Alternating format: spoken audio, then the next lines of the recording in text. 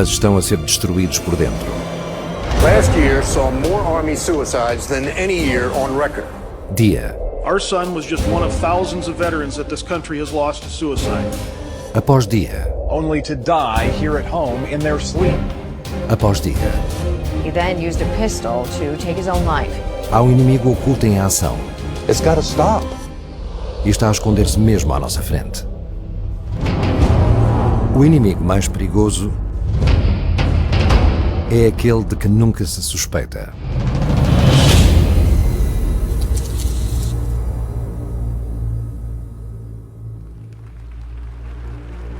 (18 de junho de 1940).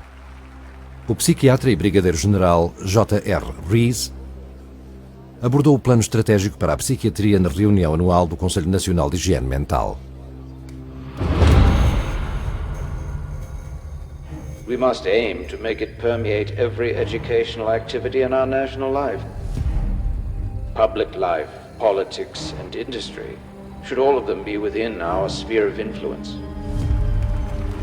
Mas para alcançar os seus objetivos, os psiquiatras precisavam de um campo de provas com um orçamento ilimitado e que continuasse a crescer. It's all about money. Billions of dollars. It's our tax money. Um campo de provas com uma fonte interminável de recursos humanos. More people than any other organization in America. These troops are the guinea pigs. They're being experimented on. Um campo de provas em que cada ordem é obedecida sem ser questionada. You have to obey those orders. You don't have an option. I'm legally obligated. Um campo de provas em que qualquer dano colateral é classificado como confidencial. This story has been censored every step of the way. O brigadeiro-general Rees sabia onde procurar. The Army and the other fighting services form rather unique experimental groups, since they are complete communities. And it is possible to arrange experiments in a way that would be very difficult in civilian life. Foi uma tática astuta, especialmente sob o pretexto de uma ajuda aparente. And now the soldier was sick, and unless we do something for him, he may remain sick for an indefinite period of time. Gentlemen, you are not requested to treat these patients, you are directed to do so. Os psiquiatras avançaram bastante. Há 20 anos, praticamente não se ouvia falar deles na vida militar. It wasn't until World War I that they came out of the asylums and sort of worked their way into the military. It was a very slow, very gradual insertion. Lenta e gradual, porque os psiquiatras não eram dignos de confiança. E por uma boa razão. Sabia-se que os seus tratamentos não eram científicos. Na verdade, muitas das suas experiências foram mais tarde classificadas como tortura. One of the first uses of psychiatric treatment actually goes back to World War I when it was used on German soldiers who were deserting and trying to leave the front because of the horrors of the trench warfare on the Western Front. Este tratamento chamava-se a cura de Kaufmann por causa do seu inventor, mas poucas pessoas lhe chamariam terapêutico. O soldado traumatizado era ligado a uma corrente elétrica que se aumentava até que ele não aguentasse mais. Durante este processo, o médico dava-lhe sugestões hipnóticas. Diese Kaufmann-Therapie wurde von den Psychiatern als Heiltherapie angewandt und eingeführt. Für die Soldaten war das alles andere als Heilung, weil es ja ein Schmerz war, der ihnen zugefügt wurde an den Gliedmaßen.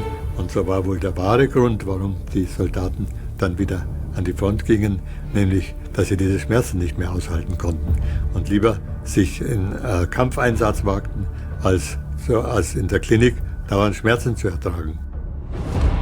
Mas a dor que estes soldados sofriam não impediu os psiquiatras de continuarem com as suas experiências na Segunda Guerra Mundial.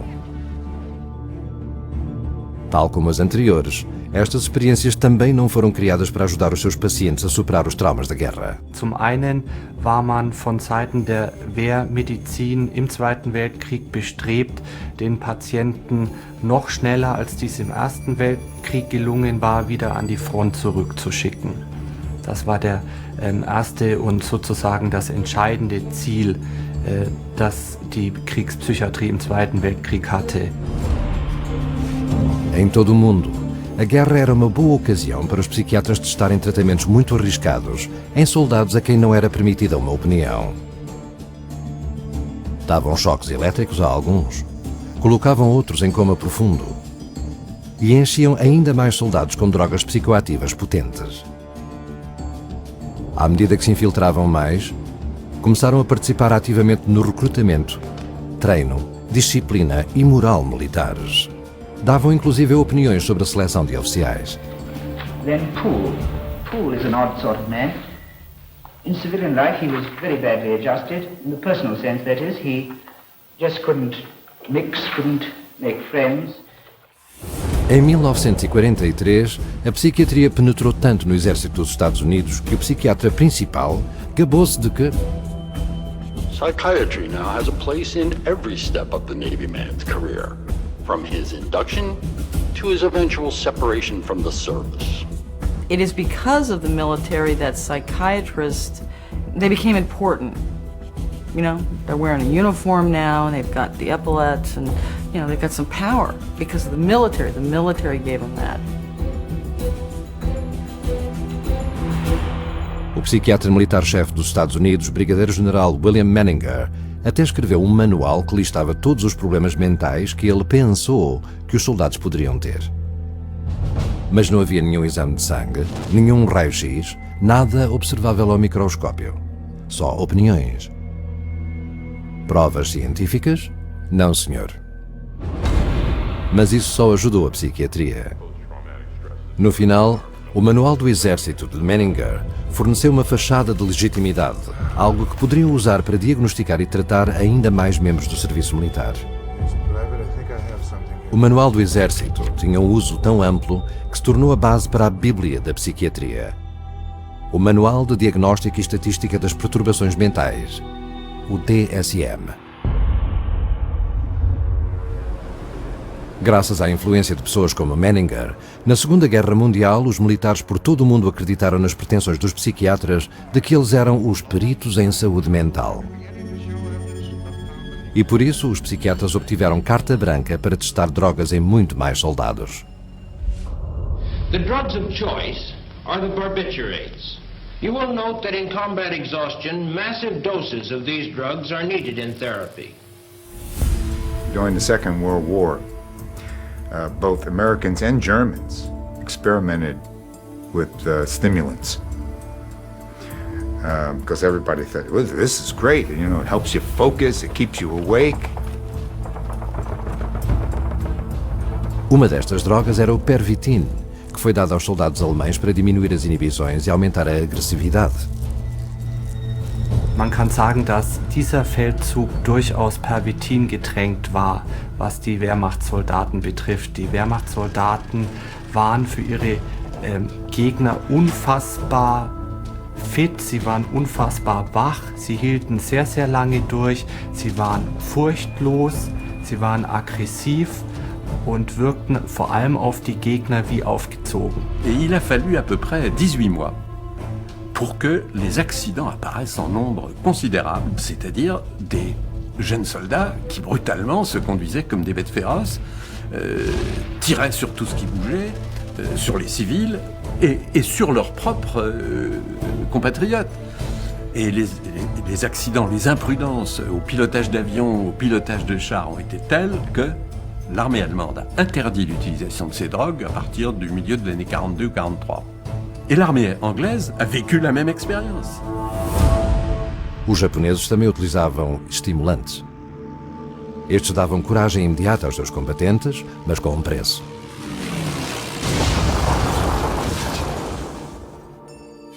O soldado desta foto era um torpedo humano na Segunda Guerra Mundial. 海軍の中の特攻隊員ということで、人間魚雷で有名な回転というものの搭乗員として訓練を受け、 A sua missão era ser posto num torpedo que seria detonado manualmente quando se aproximasse do navio inimigo. 海軍の中ではね、とにかく先行艇部隊、先行艇による特攻を、とにかく成功させるためにということで、海軍ぐるみでというかね、でもってとにかく搭乗員たちにアンフェタミンを投与させて作戦行動を成功させると。いうことがもう行われてたということですね。Apesar de ter sobrevivido à guerra, a sua vida estava arruinada. で実際に私の叔父も、帰ってきて、復員してきてからそういった形で今度メタンフェタミンヒロポン中毒になって、で今度ヒロポンがこう禁止されたわけですよね。そう今度は何になってか、もうアルコール、もう本当にアルコールはひどかったです。私も叔父が叔母にね本当に暴力を振るうシーンっていうのは何度も見てますし、だから彼自身も実際に、自殺を3度図って。Entre os anos 50 e os anos 70, os psiquiatras em países como a Inglaterra, os Estados Unidos e a União Soviética continuaram a usar as suas forças armadas como campo de provas para um arsenal de tratamentos experimentais. Os psiquiatras militares estadunidenses usaram os soldados para fazerem experiências com LSD. The squad, composed of volunteers for the test, responded like well-trained soldiers, immediately and without question. The squad, all except the drill sergeant, now drugged with LSD. After a few minutes, the men found it difficult to obey orders. Mesmo sabendo dos perigos da droga, os psiquiatras britânicos continuaram os testes com o LSD, desta vez com os fuzileiros. Unknown to the troops, the drug was added to the water on the second day. At 11:40, the first effects of the drug make their appearance. The men no longer take cover, they relax and begin to giggle. 70 minutes after the administration of the drug, with one man climbing a tree, the troop commander gives up, saying, "I cannot do anything about this. I cannot control the men and I can take no action myself. I am wiped out as an attacking force." E só Deus sabe o que os psiquiatras soviéticos deram aos seus soldados. В советской армии я служил поваром. И обычно перед обедом приходил доктор, врач, и давал нам пакетик, чтобы мы сыпанули в борщ или там в кашу и размешали. Но мы обычно говорили, что это такое. Это нормально, это витамины. Но что это такое, я не знаю. Тем более, что мы, повара, обычно свою долю вынимали из котла до того, как приходил доктор. Ao longo do tempo, continuavam a dar drogas psiquiátricas aos soldados para usos que nunca foram estudados ou aprovados. Isto tem sido um experimento enorme. In the Falklands campaign, air crew were given uppers and downers so that their flight duty rotas could be maximized. We've gotten reports that the Gulf War II pilots do take amphetamines, they do take Dexedrine, and that at the nighttime they're given Ambien to bring them down so they can sleep. So they're continuously on this up and down kind of scenario. Certainly in the Iraq, Afghanistan wars, psychiatry has played a huge role, huge. A psiquiatria agora é um setor reconhecido nas Forças Armadas em todo o mundo. Dizem que temos de confiar nos psiquiatras e que eles são as autoridades. O único problema é que as coisas não melhoraram. Só pioraram.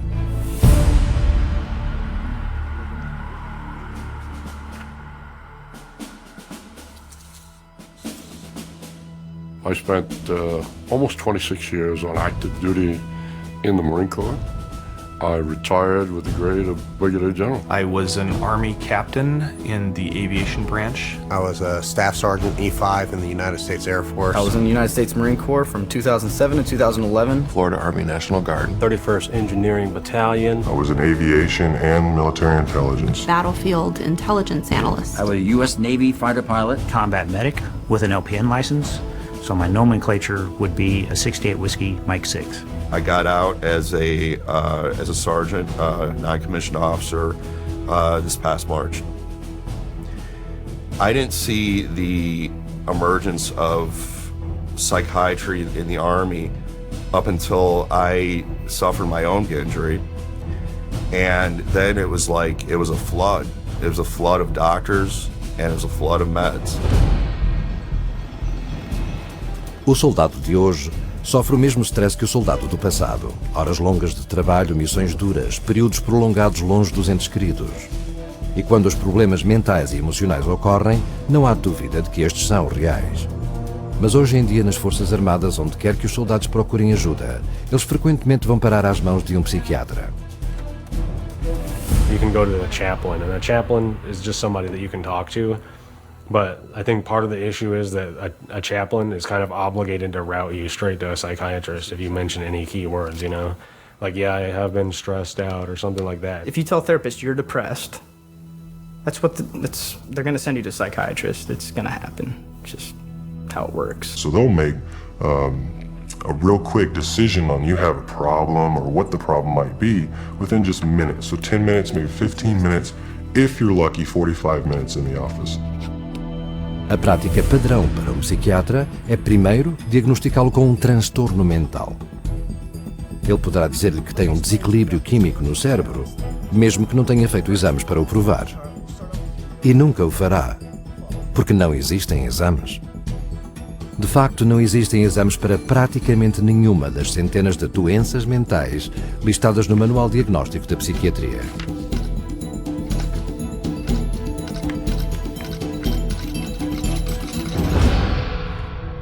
Psychiatry, especially, has no objective means of making any diagnosis.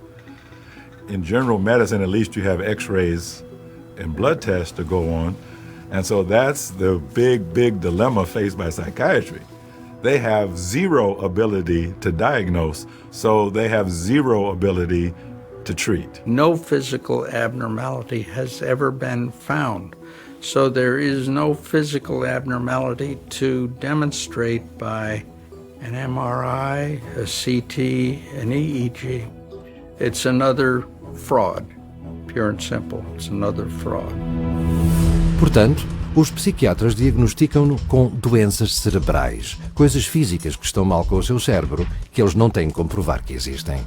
There were no medical tests of any kind. There were no blood tests. Nothing that I could tell that was scientific in any way or medical in any way. If somebody suggests that you have a disorder, a disease or something, there should be some sort of objective test. It's not unreasonable to ask for it. It's not unreasonable to insist on it. Mas não vai conseguir nenhum exame dos psiquiatras, só opiniões. E eles não se refreiam de as dar. There are troops that are seeing psychiatrists who are automatically, before they even open up their mouth, being diagnosed just because of the way how they look. The psychiatrist told me that I would never amount to anything in the military again because of the emotional trauma I experienced and my current, at the time, my depression levels, my stress, my anxiety. I was never going to accomplish anything in the military. I would never be a good soldier again. And the only viable option that the military saw was to discharge me. When a psychiatrist says your life is not worth anything because it's been all some sort of psychosis or some sort of trauma event, or you've got this disease or that, or some brain chemical or whatever, a soldier's life turns into nothing.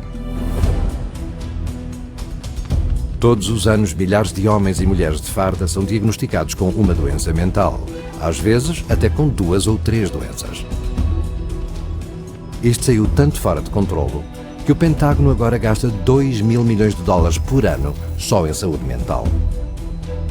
E o orçamento de saúde mental da Administração dos Veteranos disparou, tendo aumentado de menos de 3 mil milhões em 2007 para por volta de $7 mil milhões em 2014.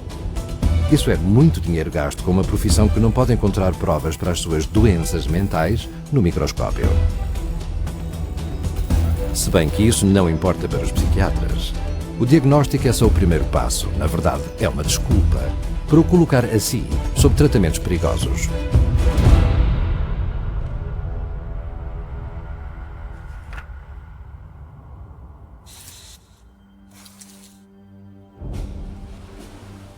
I joined the Navy when I was 17, and I retired. I was medically discharged, I should say, from the SEAL teams. I served my country with America's best in a time of war. and I had the honor of leading them. But I did lose, my swim buddy, which is the guy you go through SEAL training with. And that gave me a survivor's guilt that I can't begin to describe. And, I make it through combat in multiple firefights and nothing. I got blown up by an IED. It broke my neck, and I didn't know it at the time. But I lived with that for like 5 years, make it through all of that. And I come back and they almost kill me with pills. O resultado quase inevitável do diagnóstico de um psiquiatra é a prescrição para uma droga psiquiátrica. Há muito poucas outras coisas que os psiquiatras fazem, e eles têm feito muitas prescrições. De 2005 a 2011, o Departamento de Defesa dos Estados Unidos aumentou as suas prescrições de drogas psiquiátricas aproximadamente em 7 vezes. Isto é 30 vezes mais rápido do que com civis. Este tráfico de drogas não é diferente para os veteranos. We get this guy from the Veterans, I think the Veterans Administration or something like that. And he's basically telling you, if you are depressed, if you do something erratic, it's a disease. This guy's literally the loudest guy in the entire briefing.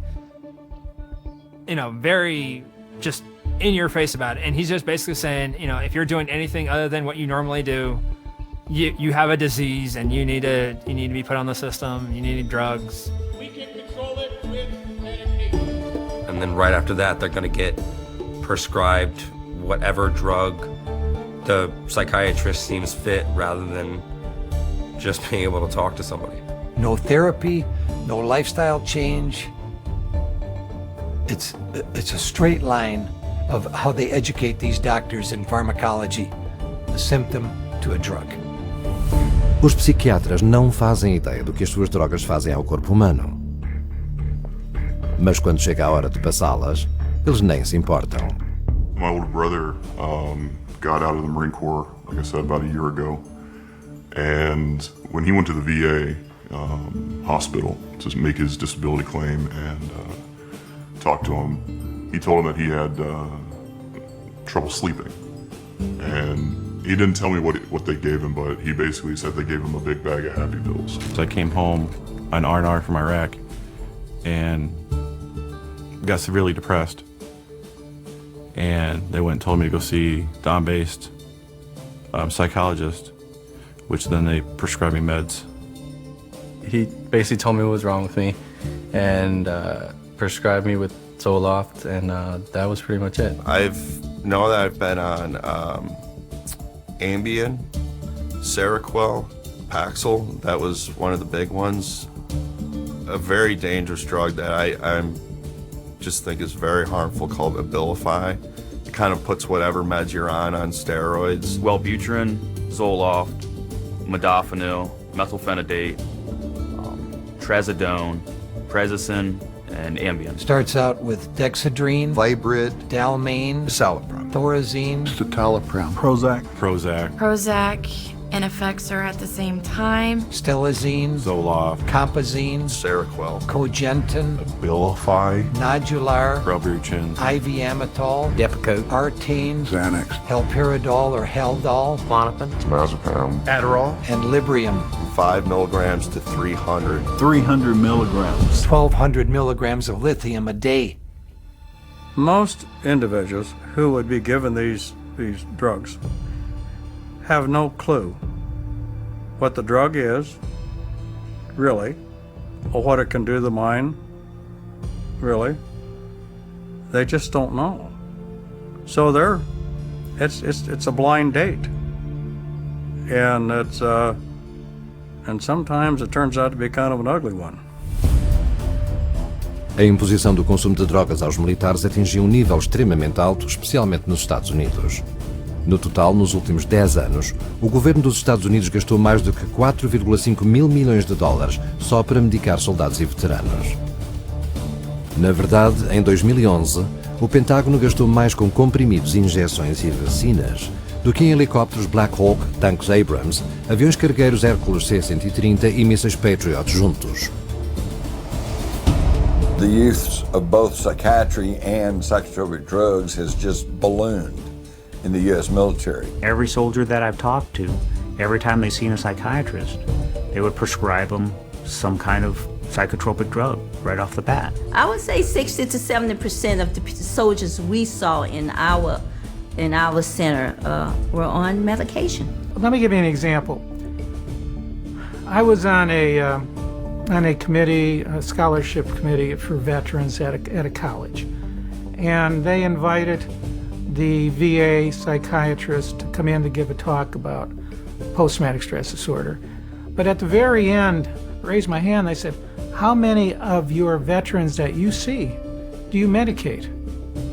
And initially he tried to skirt the answer. He said, I see the most difficult. And I said, we all see the most difficult. How many do you medicate? 98%. It's criminal. E esta situação não é muito diferente no resto do mundo. I deal a lot with a lot of our soldiers within our NATO brothers and sisters. Canada, New Zealand, Australia, UK, Germany, France, Belgium, and even soldiers down in Italy and even in Spain. Each and every one of them have complained about the issues dealing with psychotropic drugs with them. I was stationed in Germany for a while. I was in Kosovo for a while. And they had talked about that, yeah, when they see the psychiatrist, they do give them psychotropic drugs. So it seems like it's a worldwide problem. A lot of our veterans have told us that when they went for help whilst they were still serving, they were then prescribed medication. It didn't help. Quand on envoie un patient chez un psychiatre, il ressort directement avec des molécules chimiques. Et ça, on commence à avoir les effets secondaires et on commence à avoir les problèmes. І справді, психіатри давали військовослужбовцям небезпечні наркотики, при цьому знаючи, що військовослужбовці мають в руках небезпечну зброю. Och någonstans så finns det ju någon drivande orsak till att vi skriver ut mer och mer piller. Men vi får ju inte det förväntade resultatet. Mas seja qual for o país, as Forças Armadas são assim. E nas Forças Armadas os soldados não têm escolha a não ser cumprir as ordens. When I'm wearing this uniform, if I'm ordered to see a psychiatrist, I have to go to see a psychiatrist. If I'm not in this uniform, I can tell them no. The suggestion to go see the psychiatrist came across as a heavy recommendation. It wasn't a direct order, but it was, this is something you should go do. It's something that needs to be handled. You should go do this. E depois há a pressão para que tomem as drogas. I actually asked my commander that. I said, do I have to take these drugs? Is this an order? And they all just stared at me, wouldn't give me a no or a yes, imply that I'm supposed to take this. If I would have refused, I probably would have lost my rank or lost opportunities in the military because I wasn't taking care of the property of the military, which was my body. Most of the troops that I talked with did not want to take the psychiatric drugs, did not want them, did not need them, and rebelled at having to take them. But they were told that if you don't take these drugs, you can't get your compensation and you can't get any more VA treatment if you deny the drug usage. So they did. I have heard that military personnel have been ordered to take these drugs. My response to that is, that's an illegal order, and I had that verified by a judge advocate general right here in Washington, D.C. It's illegal to demand that. If a psychologist tells you that you have to take it or you're going to lose your benefits, you need to report that psychologist to the proper authorities. Oficialmente, 1 em cada 6 militares estadunidenses está sob algum tipo de psicotrópico. Mas eis a questão. De acordo com o Comitê das Forças Armadas do Senado dos Estados Unidos, ninguém sabe quantas drogas são distribuídas aos soldados. Não há nenhuma evidência por escrito, nenhuma prescrição, são simplesmente distribuídas. O facto é que a quantidade de prescrições psiquiátricas nas Forças Armadas é provavelmente muito maior. Em particular, quando tantas pessoas qualificam para a maior combinação de diagnóstico de drogas de sempre.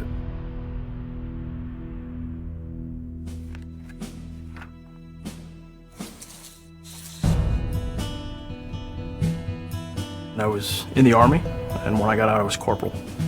And then I went back as a contractor for the Department of the Army. My original purpose was definitely get involved, serve my country, and then pursue it from that point forward. I personally had been deployed to Iraq for just about a year, and having gone back to Europe, I was having trouble sleeping, and having some issues just adjusting back to this, different lifestyle after having been shot at, nearly blown to pieces, so many times, to this, now I can just go down the road and get a pizza. And one of my officers recommended I go see a psychiatrist.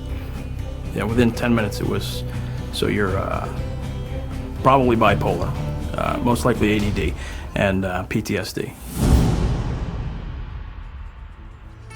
Os efeitos visíveis do stress de combate foram mencionados por escritores na antiguidade como Homero e Heródoto. Os franceses chamavam-lhe mal du pays. Os alemães chamavam-lhe Heimweh. Na Espanha chamava-se estar roto. Não importa que nome lhe tenham chamado, centenas de militares têm reconhecido que, por vezes, os horrores da guerra podem ser demais para os soldados.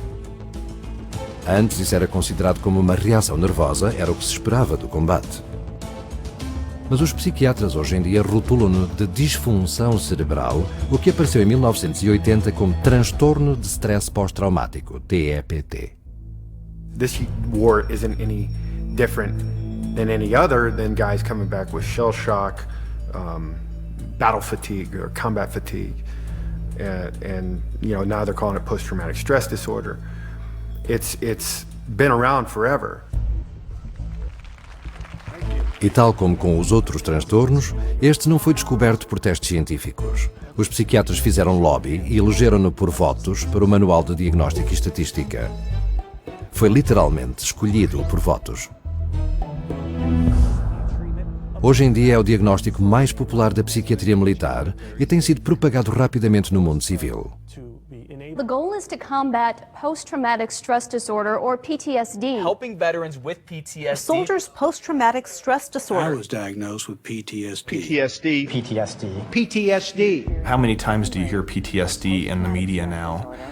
People really don't understand it, I don't think, and we're just trying to assign a label to people, our soldiers and sailors that are coming back from these very horrific events that they're being witness to. People who suffer from post-traumatic stress are reacting to a traumatic event in a normal fashion. What we believe is that the military is treating veterans in particular with post-traumatic stress as though they have a mental illness. We don't believe they have a mental illness. We believe that they're wounded and what they need is healing. In PTSD, psychiatry has created a disease. They speak of it as a disease just as they speak of generalized anxiety disorder and clinical depression as diseases, but none of them are actual diseases. If someone shows up in my practice and they say a psychiatrist or other doctors diagnosed me with post-traumatic stress disorder, I would actually ask the patient, okay, what tests were done to establish that diagnosis? And they'll think about it and they'll realize that nothing was done. They just got the opinion of whoever the practitioner was. Certainly there is stress that goes along with combat. When you put a soldier into an environment where he's not getting sleep, he's being shot at, friends around him are getting hurt or dying, that's going to cause some bad side effects. Sure, those phenomena exist, but that doesn't then equate to, well, let's drug him. Não há nenhuma falsidade acerca dos horrores do stress de combate. Mas será que isso é o suficiente para a psiquiatria inventar uma disfunção cerebral, cujo nome pareça médico, para convencê-lo a aceitar os seus supostos tratamentos? E depois continua a expandir a sua definição mais e mais amplamente. What qualifies for PTSD has recently been downgraded, but they have directives that come out that say, well, now we're going to suggest that everybody who's, been in a war zone could possibly, maybe, and so with that, anybody qualifies. What I saw with the new privates coming in is they were just out of basic training and they were given psych drugs for PTSD, for being in basic training for 9 weeks. I was diagnosed with PTSD because I came back and I was a little jittery. And it's just, I guess they said that I had PTSD from that when it was just, I was still kind of trying to assimilate back into the scene of not being in combat, of not being over. The determination that I had PTSD was almost made before I even walked into the office. They told me that it was clear that I had post-traumatic stress disorder and that I needed medication to fix it. Nearly every soldier in my company was diagnosed with PTSD. Nearly every soldier. Há 175 combinações de sintomas diferentes que um psiquiatra pode usar para o diagnosticar com TEPT. Não é de admirar que 37% de veteranos de guerra recentes estão sob tratamento para isso. Uma vez que tenham sido rotulados, 80% destes receberão prescrições de psicotrópicos. E destes veteranos drogados, 89% são colocados em antidepressivos e 34% em antipsicóticos potentes.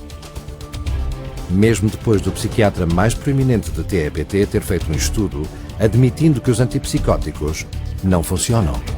Just because a medication can be widely prescribed doesn't mean necessarily that it's really helpful overall for the symptoms of post-traumatic stress disorder. Se os psiquiatras se dessem ao trabalho de fazer um exame médico padrão, haveria uma chance de encontrarem algo de errado. Algo que poderiam rotular de TEPT, mas só o dano físico é que pode ser verificado com um exame cerebral. Algo que se chama uma lesão cerebral traumática, ou LCT. E estima-se que 320 mil soldados sofreram disso. Traumatic brain injury is an injury to the brain itself, either caused by a concussive blast or a closed head wound. There's some difficulty determining between traumatic brain injury and post-traumatic stress because the symptoms tend to mirror each other. Inability to focus, short-term memory loss, difficulty with rage or anger. You're talking about a physical injury, an actual brain injury, as opposed to a mental health, a condition. You know, it's the two absolutely, totally separate things. I'm handling a Gulf vet who's got traumatic brain injuries. He's labelled with PTSD, and he's got a lump of shrapnel in his head. You know? So, hang on, you don't get lumps of shrapnel flying into your head and embedding in your skull do not leave you with no effect on the brain. The brain's going to take a real hammering from that sort of thing. É claro que a maioria dos psiquiatras não vai descobrir a LCT porque nem fazem os exames para a descobrir. Em vez disso, enquanto o problema real aumenta, eles disfarçam-no com a medicação. O que pode piorar as coisas ainda mais.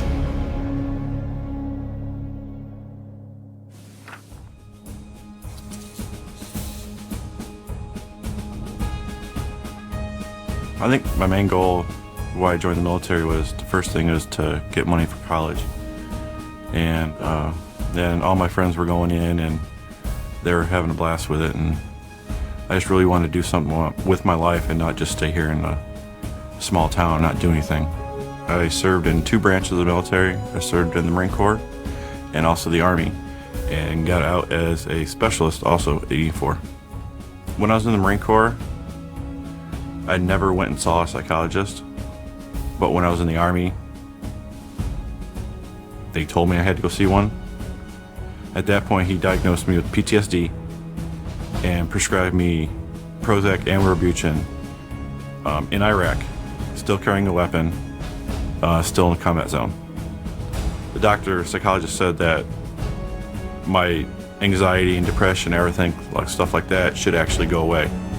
And actually it did not, it got worse. A vida de um soldado é exigente. Ele é treinado para estar alerta, decidido e concentrado, e tem de estar em ótima forma física e mental. Isto é uma necessidade. Mas os psicotrópicos podem deixá-lo incapaz para o combate. Os psiquiatras sabem disso, mas ainda alegam que estes são terapêuticos. Esta é a realidade.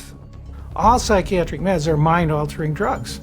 People don't put that together, but they're mind-altering, and they have side effects, disastrous side effects. One of the most significant problems about every psychotropic drug that I can think of the stimulants, the tranquilizers, antipsychotics, mood modulators, are unpredictable. I can give the same drug to 20 different men and they'll have 10 different reactions to it. Ninguém, muito menos a pessoa que o prescreve, sabe qual será o resultado de um psicotrópico. Cada um é diferente e cada um tem uma lista longa de efeitos secundários escritos em letras pequenas na bula. My friends that take the drugs that I'm prescribed have very bad balance, a terrible memory. They have difficult talking clearly, speaking clearly to each other. Their reaction times are very slow and they have a hard time concentrating. It pretty much just erased all feelings that I had. So I was just there. A lack of motivation, really. I just stopped caring. I was constantly demotivated, very worn down all the time. I was constantly sleepy, like not tired, just sleepy. I could stop doing something and instantly fall asleep. 1 minute you can be on patrol, next minute you'd be asleep. That's what those pills do to you. They make you tired. I would get headaches, but it's not like a normal headache. It would be like sharp pains just zapping through my head. My anxiety level was through the roof. I had heart problems. I put on 20 to 25 kilos of extra weight. I probably gained 40 pounds over the course of that period of time. I was up to almost 300 pounds. I was in metabolic syndrome. My body my adrenal system had completely shut down. My muscles had seemingly turned to water, and I could not lose weight for anything. I can't ever think of anybody who's ever said, I feel better. This has helped me. I can't honestly think of anybody who's ever said that to me. And I've seen and talked to a lot of veterans in my time. These are supposed to be the finest, most elite soldiers, physical combat machines, and they're being given something that's harming them, that's destroying not only their body physically, but also their minds mentally. Os psiquiatras dir-lhe-ão que os benefícios das suas drogas são maiores do que os riscos. Isto é desprezível e cientificamente é mentira. Foram feitos estudos amplos que provaram que os psicotrópicos, tal como os antidepressivos, não funcionam melhor do que um comprimido falso de açúcar. Mas alguns dos efeitos secundários destas drogas não são só prejudiciais, são mortíferos.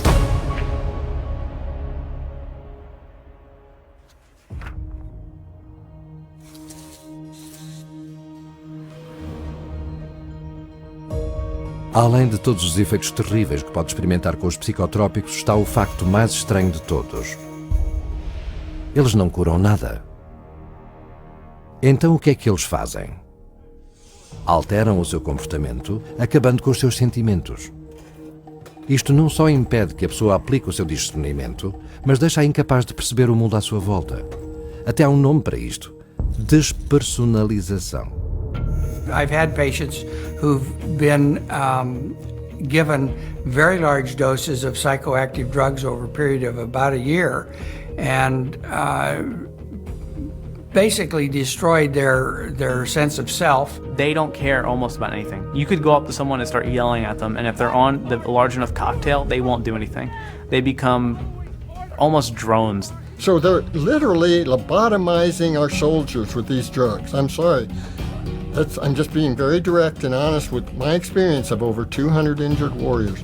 It's almost like being in a mental hospital with lobotomized patients. I'm sorry. It's just awful. E a despersonalização torna-se muito perigosa quando a droga cria outro efeito secundário comum. If someone is numbed like that, they're less likely to be concerned about the consequences of their behavior and might resort then to impulsive actions, violent actions. Some of the effects of the drugs that we're aware of, that the veterans we've dealt with have come across, have been things like more anxiety, more anger. They're having all these fits of anger, aggression, they're getting in fights with their significant other. And of course what this has led to is just a really horrendous number of domestic shootings, domestic beatings, child, wife abuse.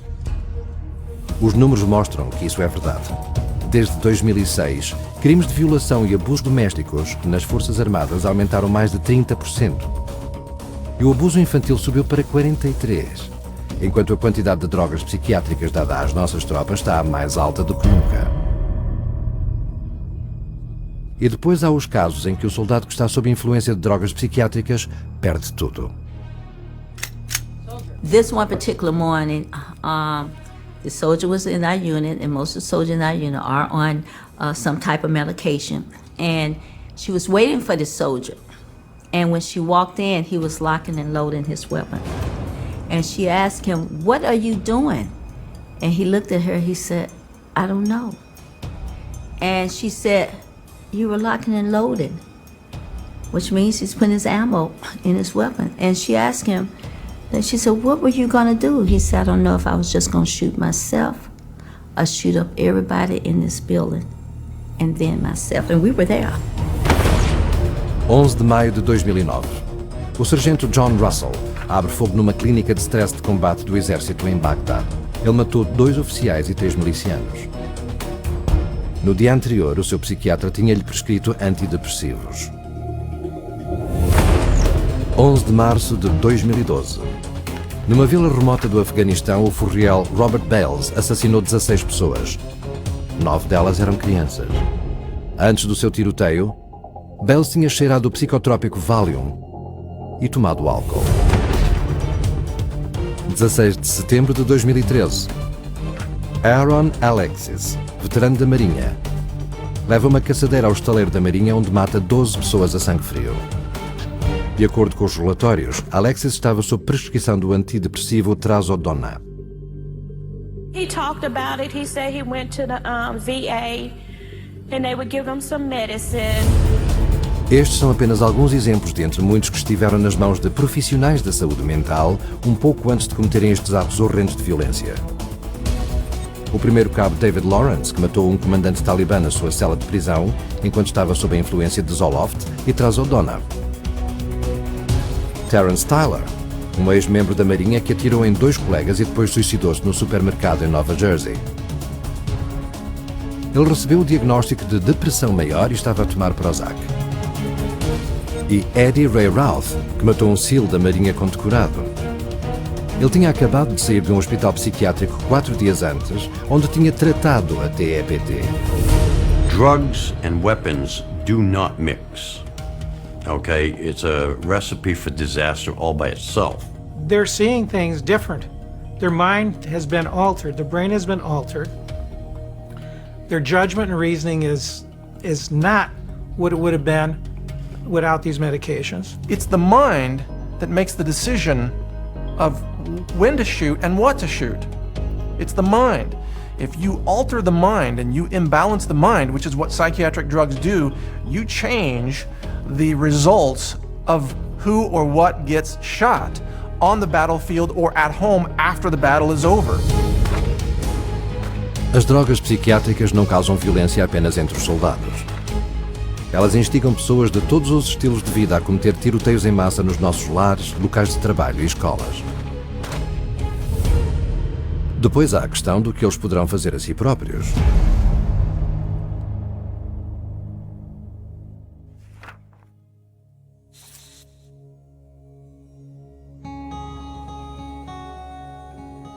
Ever since I was a little kid, I always loved the military. I loved the Army, and I think I always knew that I wanted to, join. I just said, I wanted to go and experience it, and just to serve my country. And then I went to the recruiter station. I said I want to jump out of airplanes and ride motorcycles. And right then they said, "We got a job for you," But I did it, and it was good. It was right after combat. So, I started getting these dreams and flashbacks and all that stuff, and then, kind of like big anxiety and all that stuff. And I went to my doc, and they said, "Yeah, we got to get you some meds," and they gave me them, and, that was it. You first start taking it, you feel great. Whoa. And then it just it's like, you get immune to it, and then let's take a higher dose. Let's take a higher dose. In my experience, I didn't see anything helping at all. I felt like it was making everything worse. I gained 40 pounds. taking the meds. We looked it up, and that one med, I don't remember what it was called, but it said it acted like you had like 1,500 calories every pill you took, and I had to take it 3 times a day.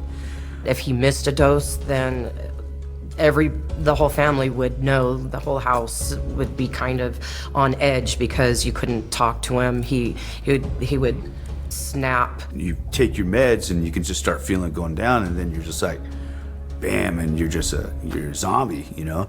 It almost seemed like he just didn't care about life anymore. He wasn't himself.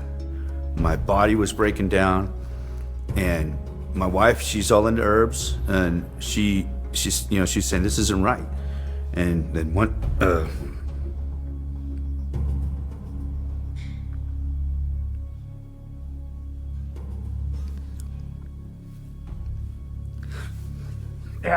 I was all fucking drunk, and the meds, just taking that shit, and I just said, fuck it, I'm done. And I took my pistol and fucking put it in my mouth, and she opened up the door. I fucking took it, and I was like, fuck it. I said, we gotta fucking do something, you know? And this shit just didn't work, you know? And I had to literally grab the weapon away from him because it probably would have happened. That's why I said, fuck it, I'm stopping. You know, I'm stopping taking all this shit. It's killing me. You know, it's gonna kill me. It's gonna kill my wife. You know?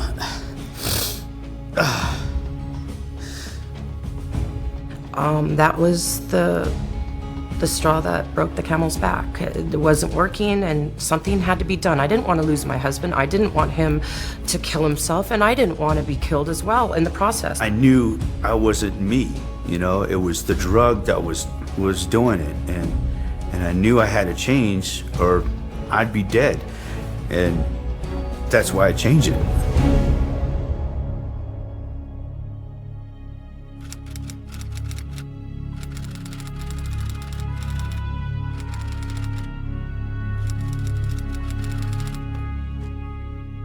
Há um problema enorme com suicídios nas Forças Armadas.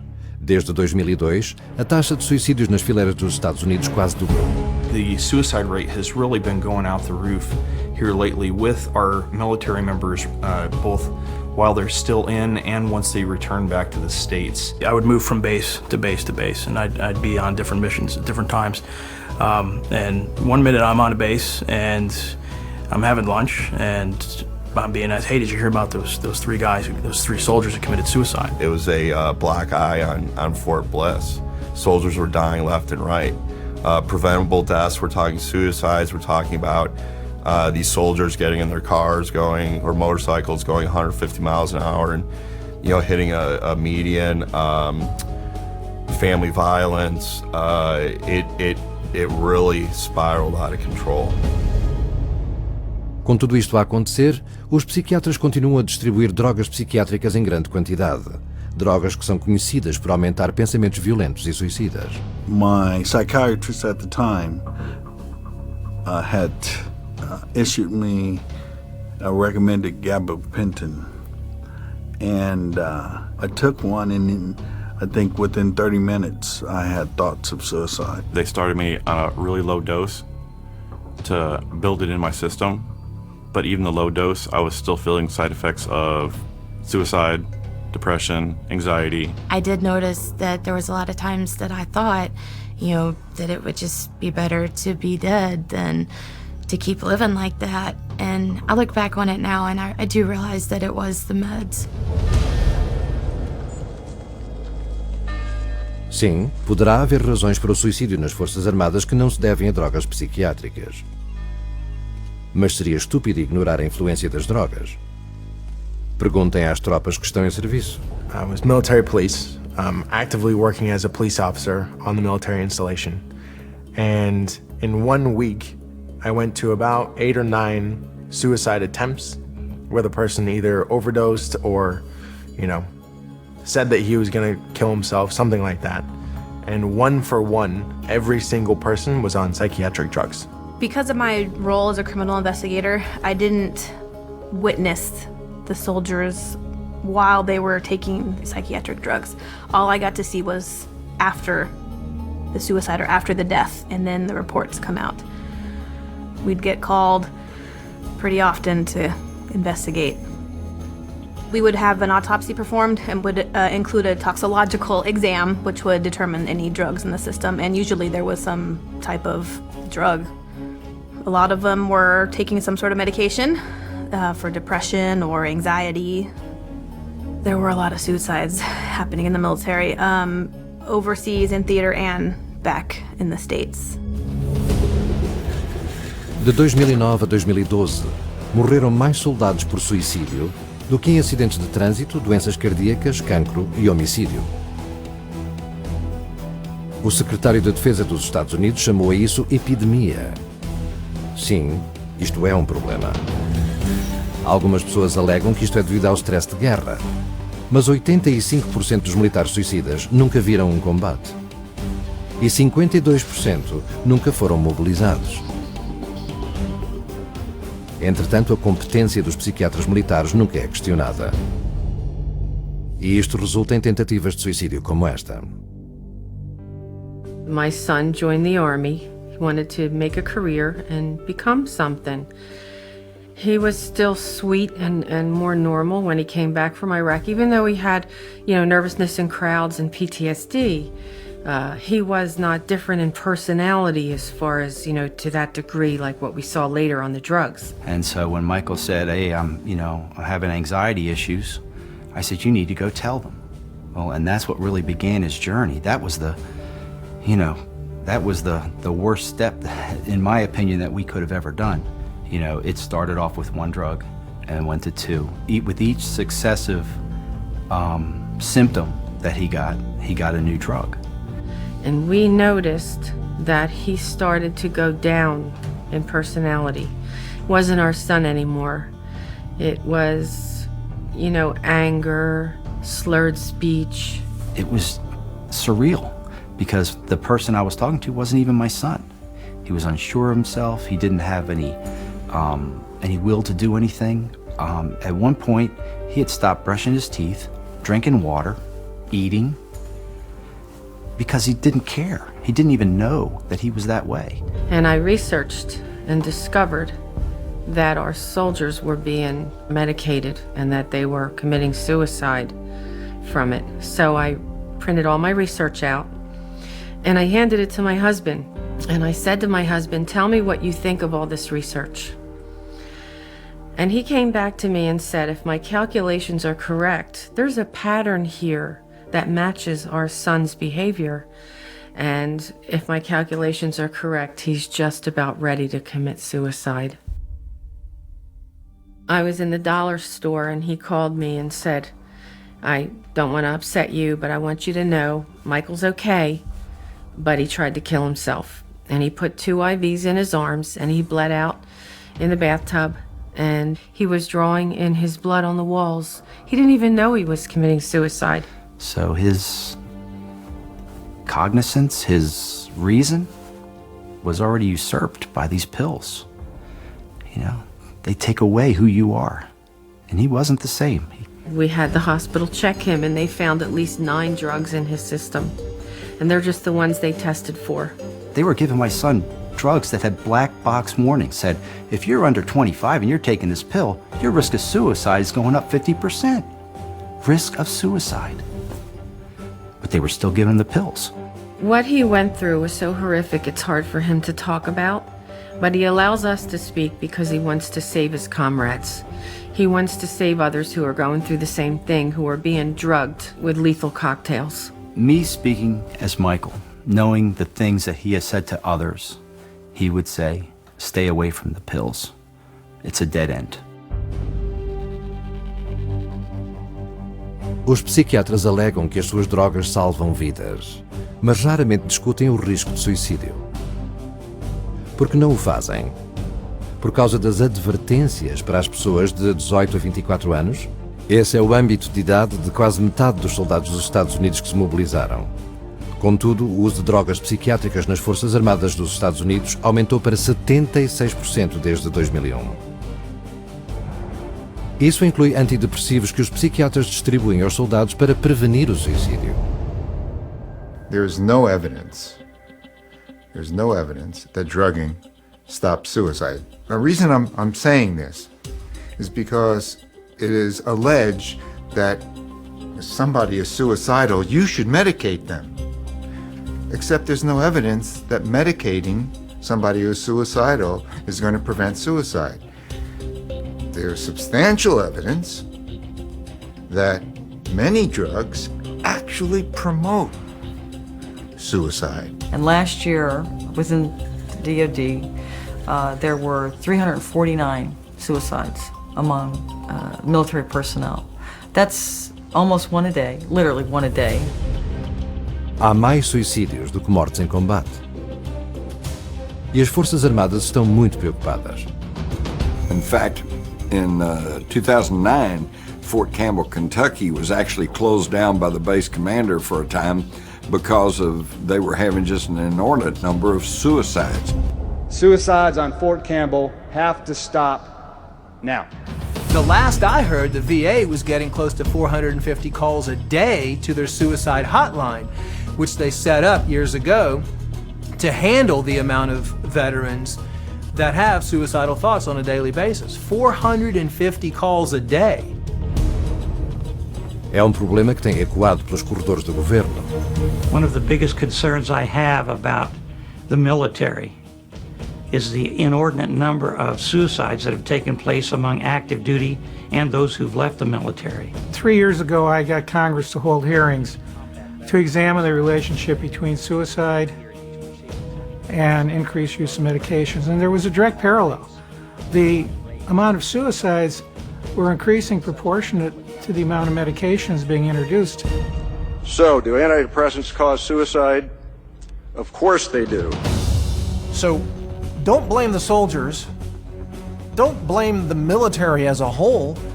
Blame the corruption of the military by the psychiatric industry that is peddling false, dangerous medicine, that is peddling a kind of modern-day quackery, calling it treatment but delivering suicide. E por pior que isto seja no serviço ativo, para os veteranos é pior ainda. Eles estão a matar-se a uma taxa de 22 por dia, 1 a cada 65 minutos. Mas será que os psiquiatras alguma vez consideraram parar de distribuir drogas? Não. Em vez disso, atacam em grande escala.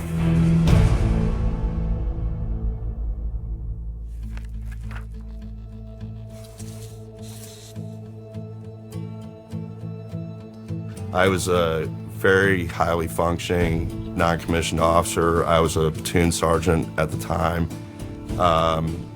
I was kind of always being groomed for that next rank. I was getting sent to the right schools, had the support of my chain of command. Things were going really good. After I witnessed this traumatic event on my last deployment in Iraq, that's when the medications really started coming. I mean, full force. And like I said before, before I knew it, I was on 9 to 12 different kind of medications. And when I was going through the separation process in the Army, I had to get some physicals and evaluations from outside people.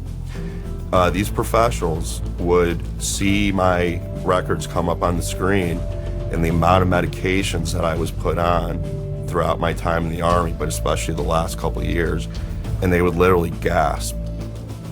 And they were shocked at the amount of drugs, the high doses of these drugs. It was like a 6-page rap sheet.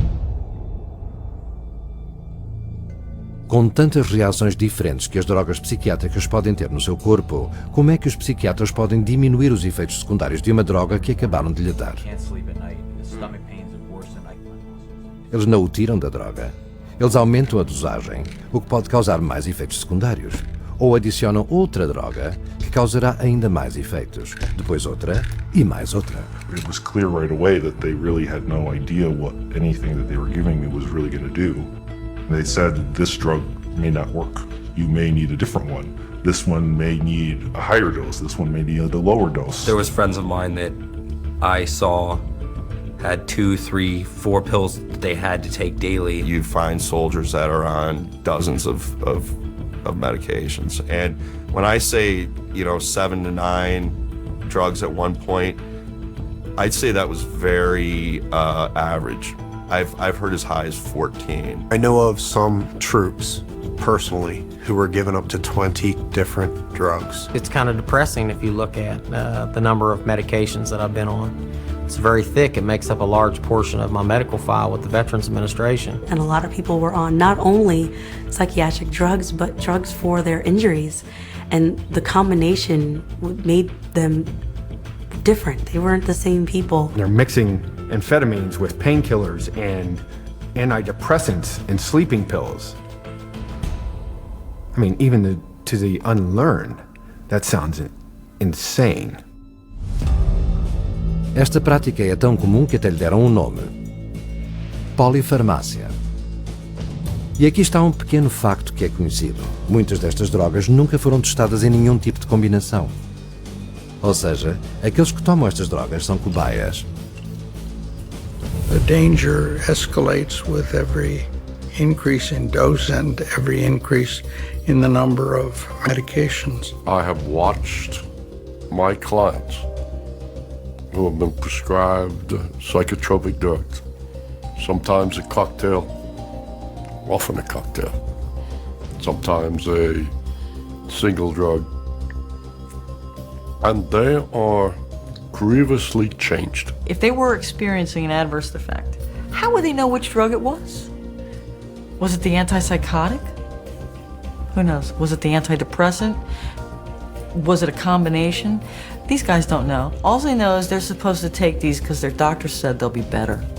And in fact, they only got worse. And the problem is that there's no attention to the detail of what happens to these troops that are placed on them. There's no follow-up. They're simply placed on them, given a great big huge supply of them, and they're sent out to fight. Na verdade, geralmente são dadas doses de psicotrópicos suficientes para 180 dias a alguns soldados dos Estados Unidos antes de eles serem mobilizados para a frente. Sem supervisão, sem restrições. Podem simplesmente tomá-las quando querem. And what happens to it when they go into combat? Are they sharing with their friends? Sure they are. That's why I've been told by social workers, corpsmen, medics, that 90% of the troops in combat have at one time or other taken some type of psychiatric medication. It's just a grand, crazy, insane pharmaceutical roulette that's being conducted at the expense of our nation's sons and daughters, really.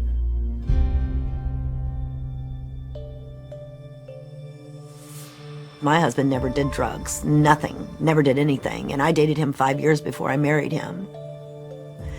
And he never did anything like that. And then when he was in Afghanistan, the psychiatrist over there started giving him the medications for depression and, of course, the pain that he was in because he had been hit. And the first time he got hit, they just started drugging him up. And the second time he was hit is when they sent him home to me. And 2 weeks after him being home, the violence was so incredible.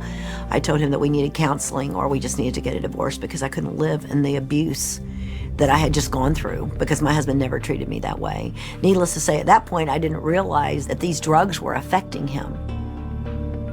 At one point in time, my husband was on 21 drugs, 21 at one time. I mean, and it was craziness. This is not, I don't even know who this person is that I lived with. I've tried to get him help right from the beginning with the drugs, and they're refusing him any help. They just keep continuing to give him the drugs, and he's not getting any treatment. His physical needs are not being met, and he's continuing to deteriorate on a daily basis. The whites of his eyes are now yellow. They have a yellow tint to them. His skin color is green and gray, and this happens often. And we do have the fear that we will wake up in the morning and he's going to die. Every day we live that every day. His daughter lives that every day. I live that every day. Is today the day that he's going to die? Is today the day I'm going to get the call?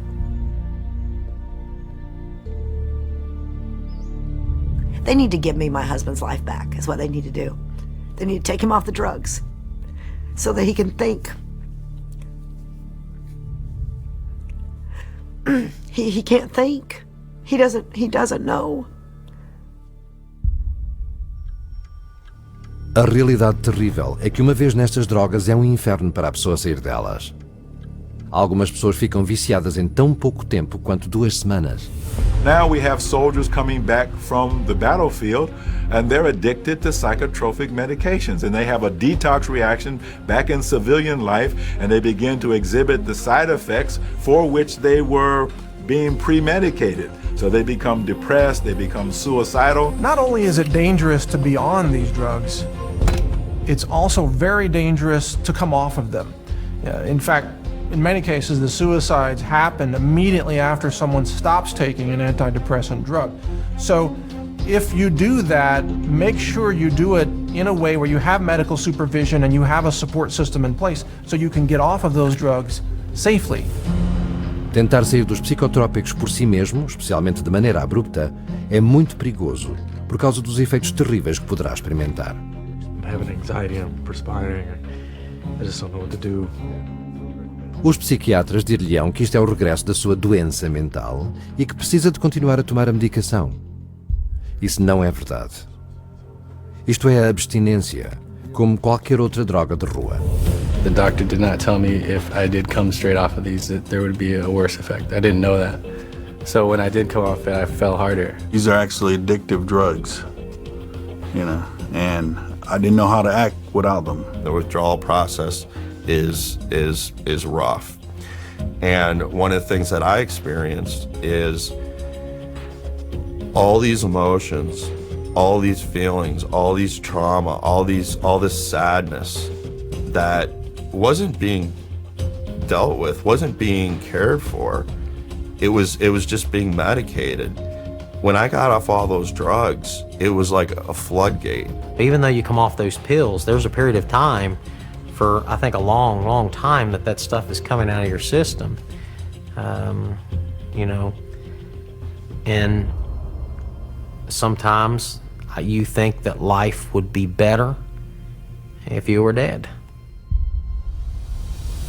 A quantidade de soldados que retornam às suas casas viciados em drogas psiquiátricas é chocante. Uma investigação do Exército dos Estados Unidos descobriu que 35% dos que estavam nas Warrior Transition Units, unidades de transição de soldados, tiveram problemas causados por psicotrópicos. E frequentemente o vício não é apenas temporário, mas sim para toda a vida. Porém, pode piorar ainda mais. Porque às vezes estas drogas fazem uma emboscada mortífera, atacando rapidamente e sem aviso prévio.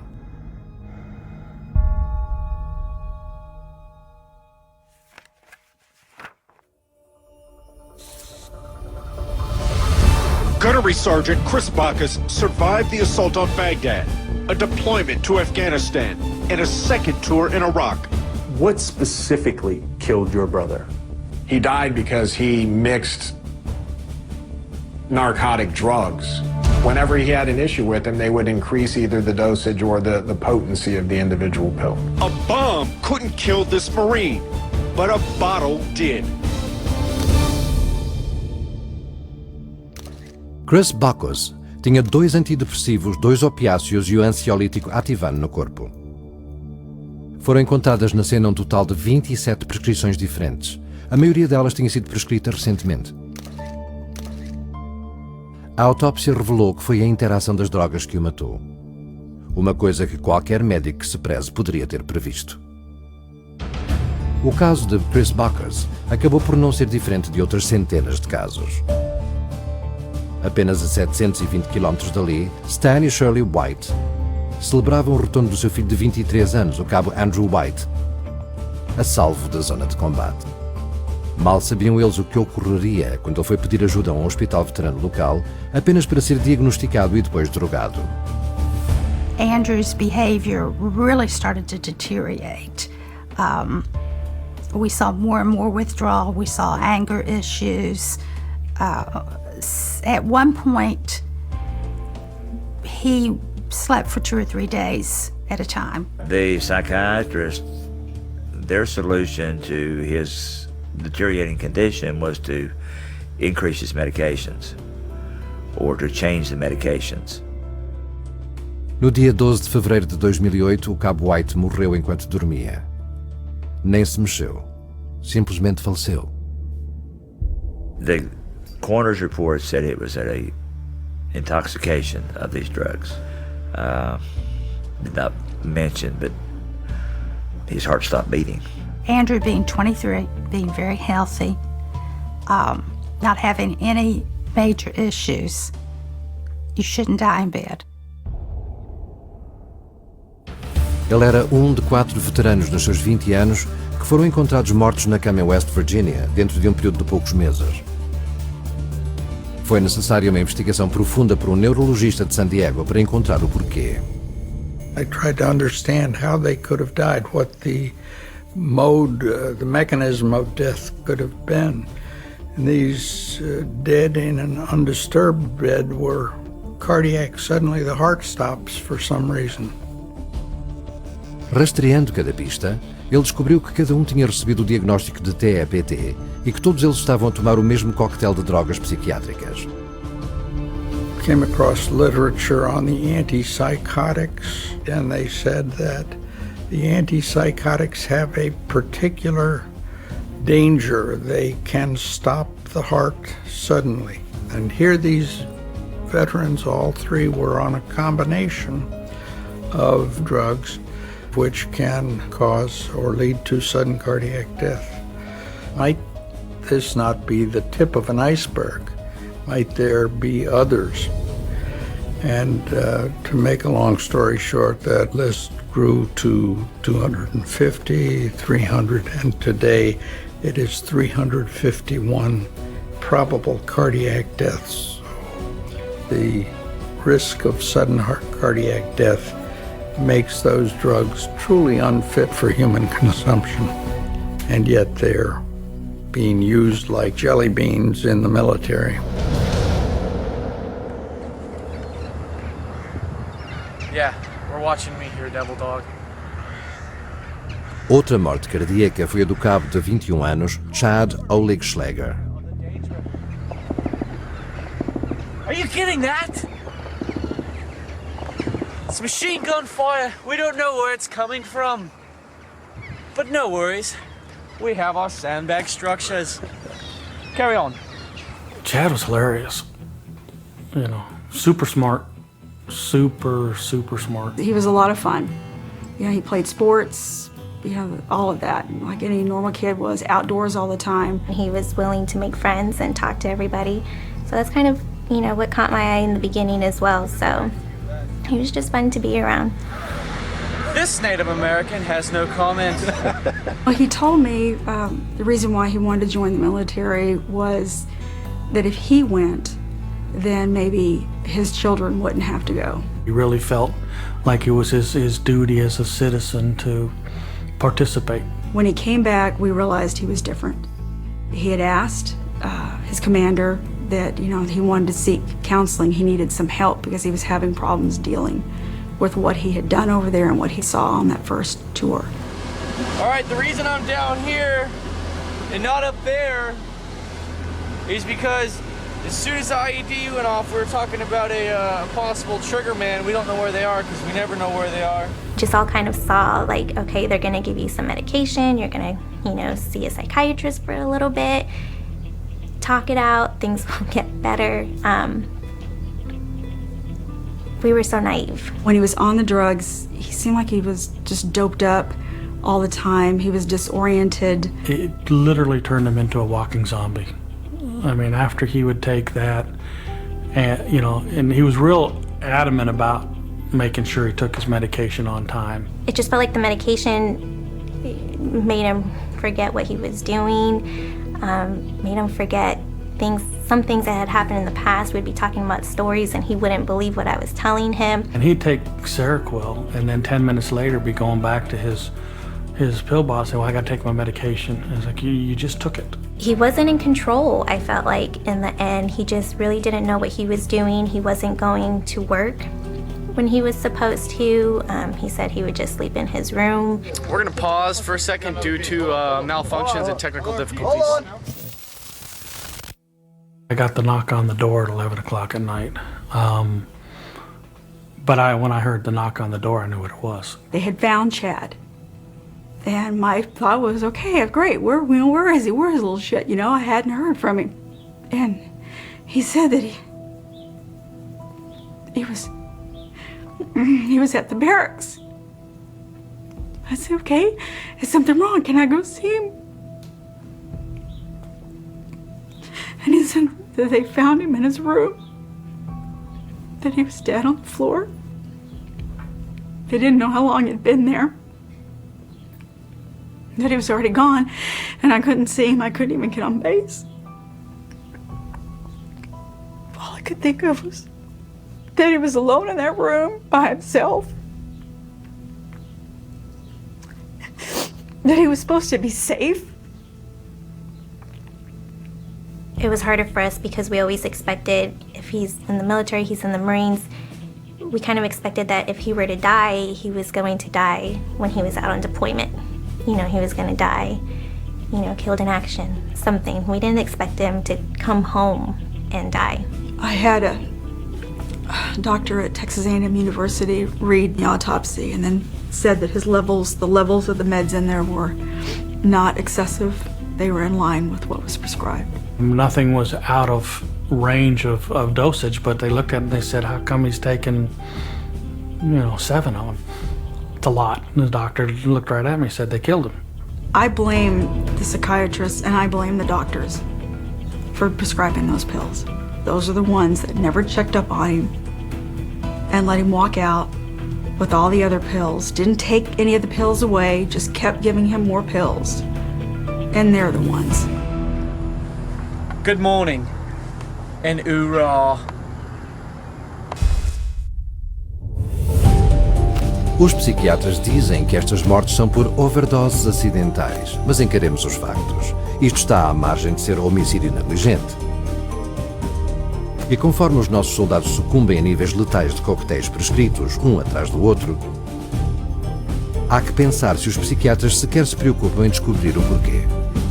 É suficientemente mau que as tropas estejam a morrer, mas este consumo de drogas tem repercussões que vão muito além da própria vítima. Pode afetar também as vidas daqueles que eles mais amam.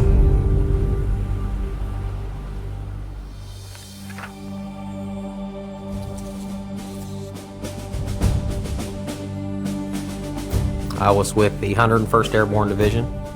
I was assigned to them doing gun truck and convoy security, Operation Iraqi Freedom. Came out as a captain. I've got a total of 26 months in combat. When I came out, returned home from Operation Iraqi Freedom, anyone that marked that they had seen combat or had seen someone killed or had participated in combat operations directly, it was mandatory that you went to mental health. I myself was prescribed Prozac, Depakote, and at one time Zoloft. One night, and I'll never forget this as long as I live. One night I had laid down and I'd taken my pills, and I took a shot of Jack Daniels. At that time I had my children staying with me, so I didn't get drunk or anything like that, didn't drink overly heavy, and for some reason I decided to sleep on the couch this time. And I can remember opening my eyes and not being able to move my arms and my legs, and literally feeling like I was choking to death. And my son, who was 13 at the time, he came in. Obviously I was making some noises, and he shook me so hard that I fell off of the couch. And that kind of woke me up. But literally I felt like I was dying. And I can't help to think, if my son wasn't there to wake me up, would I have been a statistic? Maybe. Quer esteja em serviço ativo ou seja veterano, um soldado sob drogas pode afetar negativamente o resto da sua família. What we're seeing is that now this label of being broken and disordered is not only being utilized with our troops, but it's now also extended with their families. You hear stories about these young children that are living with a deployed mommy or a daddy who just can't handle the deployments. So what happens is these troops that were deployed come home, whether or not they saw combat doesn't matter. They're still being forced to take a subjective questionnaire, psychiatric questionnaire, and based off of the results are getting told to do these drugs. And when they take the drugs, they become somebody that's different than what that child remembered them to be. Now that child has to deal with coping in a way that is very different than what they had to deal with when the parent was initially home. That child can't handle it. So what happens? Mom and dad says the child needs to go see somebody for help. The child goes seeks help. The child gets the same drugs that mommy and daddy's on.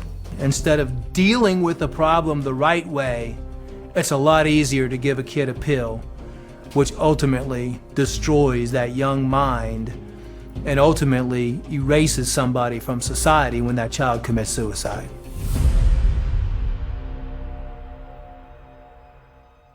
My youngest son, Daniel, was a very funny, a little prankster with lots of friends in the neighborhood. He was loved by his teachers at school. We would go out fishing or hunting or just playing around out in the woods. So were able to spend quite a bit of time together whenever I wasn't gone on training or deployment for the Army. Daniel began having trouble sleeping very shortly after he left, and he was worried that his dad wouldn't come home. He was worried that his dad was going to get killed. And we saw the psychiatrist for 10 or 15 minutes, and he prescribed something to help him sleep, and also Celexa. Well, when she started telling me about the medications, I was very concerned. Overall, it seemed to me that, the situation was continuing to progress and he was just getting worse. My husband came home from Iraq 3 months early because of my concerns.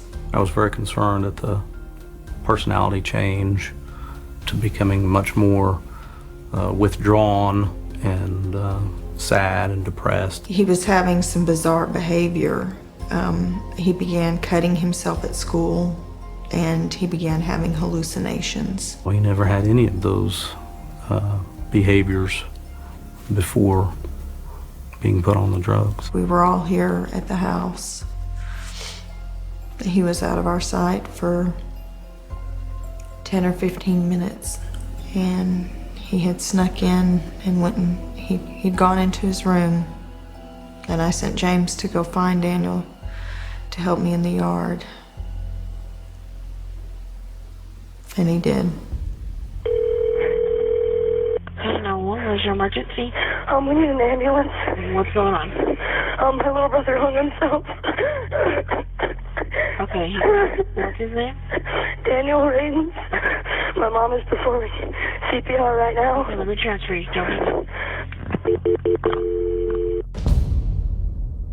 He was an innocent little boy who was just worried about his dad,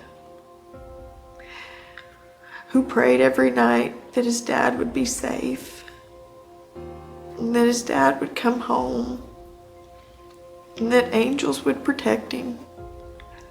But there wasn't anybody to protect my son. Psychiatry in the military took our youngest son from us and ruined our family. As crianças são um grande alvo para os psiquiatras. 1,9 milhões destas crianças têm pais que estão nas Forças Armadas e 1 milhão delas têm pais que estiveram em combate. E quando se há uma criança pequena preocupada com a mãe ou o pai, torna-se uma presa fácil. The numbers of children who have been put on drugs within the military TRICARE system is astounding. It's just exploding. So it has an effect, a ripple effect on the entire family unit. Now, today, we're finding out outpatient psychiatric treatment for children of deployed active duty service members has reached an all-time high at 2 million visits. How many drugs are these children being forced to take now? Seja qual for o número, este é alto. De acordo com um estudo no Jornal da Academia de Psiquiatria de Crianças e Adolescentes, 91% de todas as crianças que consultam um psiquiatra infantil saem de lá com uma droga psiquiátrica. Será mesmo isso que queremos para as nossas crianças? Com todo este fracasso, deve ter-se perguntado por que razão é que os psiquiatras continuam a ferir pessoas, a drogá-las, a viciá-las e a criar violência e suicídio. É pela razão mais revoltante de todas.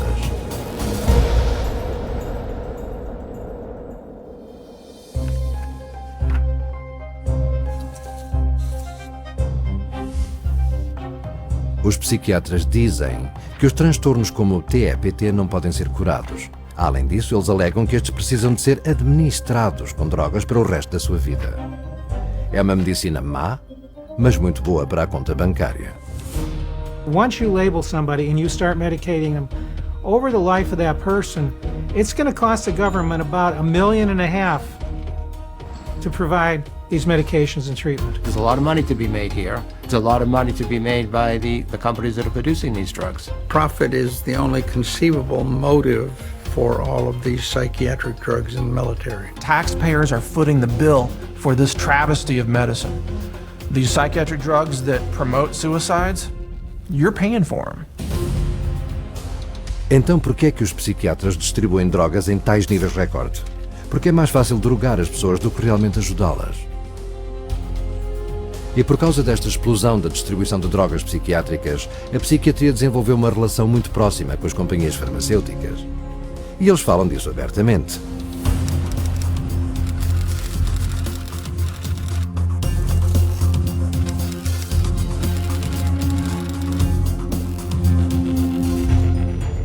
Infelizmente, seja qual for a direção em que olha, irá encontrar conflitos de interesses financeiros. Considerem Matthew Friedman, um psiquiatra e diretor executivo do Centro Nacional da Administração dos Veteranos para TEPT. Friedman não só tem sido pago como orador para 3 fabricantes de drogas diferentes, ele também fez parte do conselho científico das companhias farmacêuticas que produzem o Paxil e o Zoloft. E sabe que mais? Acontece que estas são as 2 únicas drogas psiquiátricas aprovadas pelo governo dos Estados Unidos para tratar o TEPT. Depois há a doutora Elspeth Cameron Ritchie, que até recentemente era a psiquiatra mais proeminente do Exército dos Estados Unidos. Ela alegou que o antipsicótico Seroquel é muito útil no tratamento de ansiedade e de pesadelos relacionados com o combate. O Seroquel não só está totalmente desaprovado para esse propósito, como também está ligado a mortes cardíacas súbitas. Os soldados chamam-lhe Serokill. Nas ruas é conhecido como heroína bebê. No mesmo ano, Ritchie apresentou um programa na web, patrocinado parcialmente pelo fabricante de Seroquel, no qual ela continua a insistir no uso de drogas psiquiátricas no campo de batalha. Of course, I'm a psychiatrist, so I tend to think of psychiatric medications, and we treat soldiers with medications, with cognitive behavioral therapy, and other sophisticated treatments on the battlefield. Por fim, há o psiquiatra e ex-brigadeiro-general Steven Zanakis. Quando ele estava no exército, ele insistiu fortemente em triagens psiquiátricas frequentes em soldados. Quanto mais, melhor. Hoje em dia, o exército faz 5 triagens diferentes dos seus soldados, incluindo uma triagem psiquiátrica obrigatória quando retornam do campo de batalha a casa e outra como seguimento 6 meses depois. E estas triagens estão carregadas de conflitos de interesse.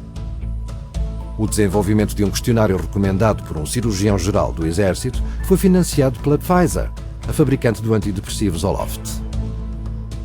Outro programa de triagem para os membros do serviço e as suas famílias é administrado por um grupo que recebe milhões de dólares de 8 farmacêuticas diferentes. Mas Zanakis quer o seu próprio quinhão.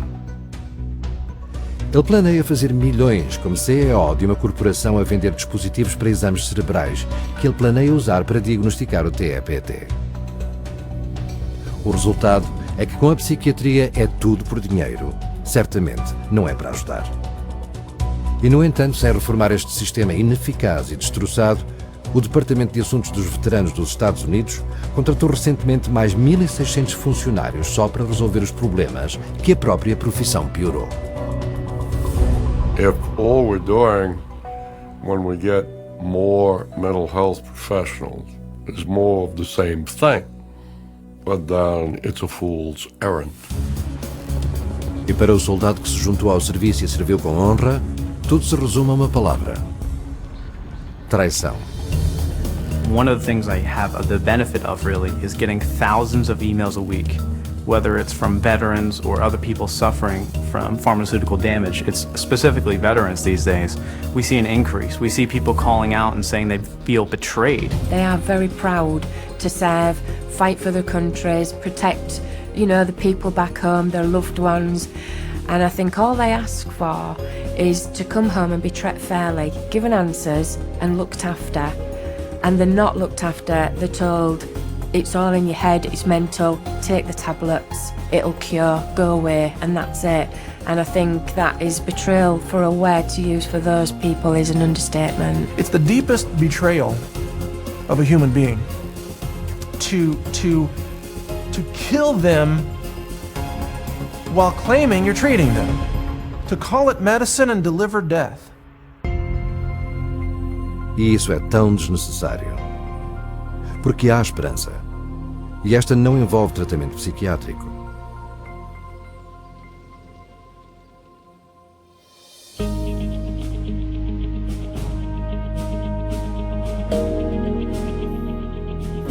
Olha à sua volta e infelizmente encontrará um mundo saturado de psiquiatria. Mas existem soluções seguras, eficazes e funcionais que podem ser encontradas. The main word for soldiers, and not only soldiers, but anybody suffering from any type of so-called mental illness, is that there's hope. That there's hope out there, there's solutions out there, things are available for you to get your life back, to not have suicidal thoughts, to not end your life, and it does not include psychiatric drugs. There is a way to solve this. It's to get rid of the drugs and start treating soldiers like human beings, not lab rats. That's the solution. The vets who get over their war wounds do it on their own, do it with friends, do it with colleagues, do it in support groups. They're doing it separate and distinct from the medical interventions. If you talk to lads, when they get together, they help one another, they support one another.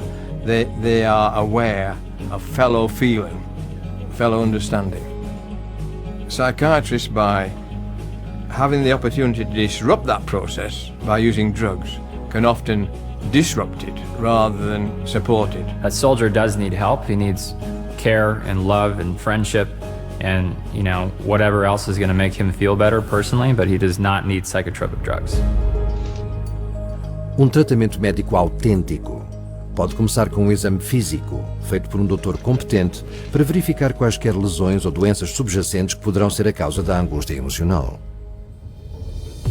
Every symptom should be investigated for physical origins, because if you don't do that, almost certainly someone who has a real physical symptom is being labeled as having a psychiatric symptom, which is false. By making sure that we clear up any physical issues, we begin to make the soldier, the veteran, feel better. Once they begin to feel better, they feel better physically, they feel better emotionally, and they're able to deal with some of the issues relative to the traumas or the stress that they were under while in combat. Se você está a tomar drogas psiquiátricas e quer sair delas, assegure-se de ter a supervisão de profissional médico competente. Getting off the drugs is one of the best things that I've done, and because it's helped me out. It helped me be back being Mike Mezin, and it really saved my life. It's transformed my life, but at the same time, it's also made me look real hard at the damage that those drugs were doing me while I was on. And it was that type of incident that catalyzed my resolve to aborting the system that I was in and moving forward with a non-pharmaceutical approach, which has been phenomenally successful for me. I'm not the same person. Mas ainda existem muitos soldados em grande risco de receber ordens para tomar drogas psiquiátricas. É por isso que é extremamente importante que conheça os seus direitos. There is an obligation for the service to take care of our sons and daughters that are sacrificing themselves and giving an oath to defend the Constitution with their life. I mean, that's a big deal. The command may say you have to go to see a psychiatrist because we believe you to be unstable. So does he have to show up for the appointment? The answer is yes. However, once you go into that therapist's office, you are not required to participate in that treatment. So on occasion, I have people that call me and ask me, can I refuse this or can I refuse that? And I say, absolutely. Existe direito subjacente ao direito de recusa, que é dos mais importantes, o consentimento informado. Consentimento informado significa que você tem o direito de se informar com antecedência sobre todos os riscos e benefícios de tratamentos psiquiátricos propostos, todos os tratamentos alternativos e sobre a opção de não receber nenhum tratamento. Do active duty and military have a right to informed consent? Absolutely. But these soldiers, sailors, Marines are not informed as to all of the consequences of these medications, because if you were truly informed as to the consequences of taking these drugs, would you really take them? And the answer is most likely no. O consentimento informado é apenas de muitos direitos que você tem sob o Código Militar dos Estados Unidos. Muitos outros países também têm o direito de consentimento informado, mas cabe-lhe a si exigi-lo. Participe e informe as outras pessoas sobre estes direitos. Muitos sobreviventes corajosos da psiquiatria militar e as suas famílias estão a manifestar-se agora e eles precisam da sua ajuda. I don't want another family to experience what we've experienced. Unfortunately, that's happening. This is an outrage. What's going on here? Are these young people just guinea pigs? Apparently so. My daughter was a guinea pig. And she's gone. One of Tony's last things, he always told me, just keep speaking up, Mom. Even if you only help one person, just keep speaking up. My goal is not just to tell Anthony's story, but I feel it's a story that's not unique. It's something that's happening to so many of our troops. As an advocate for my son and an advocate for wounded veterans across the country, our group that I work with, we're trying to make a change in that direction. So we made it our mission that we're gonna tell everybody we can and have the website have as much information that we can. We've got to get the word out to our soldiers. Don't take these drugs. Don't take these drugs. It's the beginning of the end. É necessário tomar uma ação imediata, não só nos Estados Unidos, mas em todo o mundo. Houve mais soldados e veteranos britânicos que cometeram suicídio em 2012 do que os que foram mortos em combate. O mesmo ocorreu com as forças armadas relativamente pequenas australianas ao longo da última década. 20% das mortes de tropas alemãs no estrangeiro foram por suicídio. E as forças armadas russas têm uma taxa de suicídio 65% mais alta do que no resto do país. So, what is the solution? Get rid of psychiatry and mental health. Don't leave them in charge. Mental health will not improve until psychiatrists are no longer in charge of it. I truly believe that they are destroying our military. The battlefield is safer than psychiatry. Do you understand that? Statistically, you are less likely to be shot by an enemy than to be killed by a pharmaceutical drug. That's the truth about psychiatry. Mesmo assim, o alcance da psiquiatria ainda vai além das Forças Armadas. Tal como J.R. Rees planeou, o tratamento psiquiátrico, tendo sido testado e desenvolvido nas Forças Armadas, propaga-se por toda a vida civil. Atualmente, a psiquiatria é uma indústria de 330 mil milhões por ano. Prometeu ajuda, mas proporciona dor, dano e morte. O inimigo oculto agora está revelado.